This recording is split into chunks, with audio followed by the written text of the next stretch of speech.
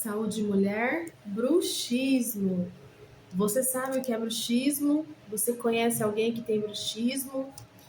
Bruxismo é causado pelo estresse, pela ansiedade, problemas com alinhamento do dente, histórico familiar e distúrbio do sono. Quem tem bruxismo precisa passar pelo dentista para pedir uma placa para dar uma proteção para os dentes. Porque quem tem bruxismo sente muita dor nos dentes, sente dor de cabeça e o desgaste dos dentes, né? Na hora que vai mastigar ali, fazer a mastigação, sente muitas dores.